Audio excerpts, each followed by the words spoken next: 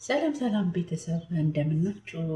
መቼም ካሜራ በጣም ነው የሚያስፈራው። ማርያምን እኔ የምለው ማለት ነው ቤተሰብ እስቲ ከኢትዮጵያ እንደመጣችሁ አረብ ሀገር፣ በሁሉም ሀገር አረብ ሀገር ማለት ነው ከኢትዮጵያ እንደመጣችሁ እጅ 3 ወር ገደብ አለን በየመዳሙ ቤት ለመቀየር ስንል 3 ወር ገደብ አለን እና ያችን 3 ወር ገደብ እንዴት አያችኋት?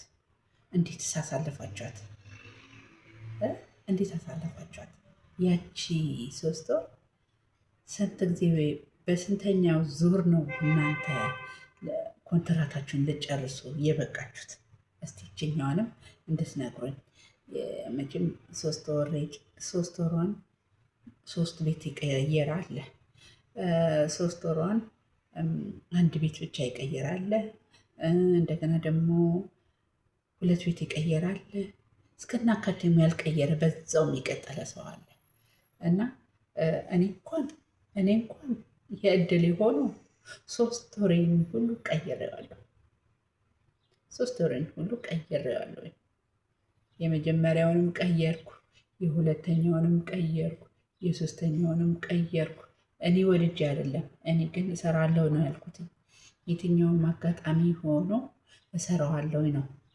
ምክንያቱም እዛ ቢሮ ውስጥ ያለውን ነገር ስለማቀው ማለት ነው። በአይኔ ያየሁት። እኛ ኢትዮጵያውያን ሆነን እዛው አብረን ሆነን አንነጋገርም፣ ውይይትም የለም። እኛ በመጣንበት ሰዓት ማለት ነው።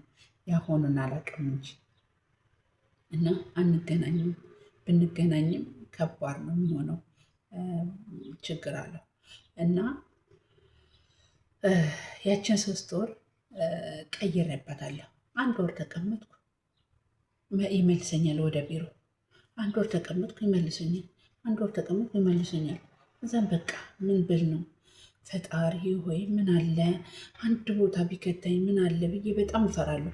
እንደገና ደግሞ ተመልሼ ወደ ሀገር የገባሁ ምናምን የሚለው ነገር እፈራለሁ እና ወደ ሀገር የምገባ ከሆነ የከፈልኩትን ብር ሳልመልስ ገባሁ ብዬ ይጨነቃለሁ ማለት ነው።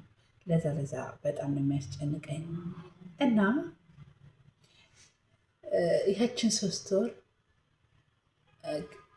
ድፍኗን ዘጋው ማለት ነው እና በ3ኛው ወር እግዚአብሔር የተመሰገነ ይሁን ጥሩ ቤት ገባ ማለት ነው። በቃ በቃሽ ብሎ ፈጣሪ ጥሩ ቤት አስገባኝ ማለት ነው። ገባሁኝ፣ መስራት ጀመርኩኝ እና ጥሩ እሱንም እንግዲህ በአረበኛ ሲያወሩን ይህንን እቃ አምጪልኝ ከተባለ የተባልነውን እቃ ትተን ያልተባልነውን እቃ ነበረ ስናቀበላቸው መከራቸውን ስናሳይ የነበረውና ይህንን እነሱም ታግሰው እኛም በቃ ለመኖር ስንል የማናሳልፈው ነገር የለም እና እስቲ ይችን ያሳለፈ ሰው ይችን ያየ ሰው ይንገረኝ። ይችን ያየ ሰው ይንገረኝ እስቲ የእናንተን በኮሜንት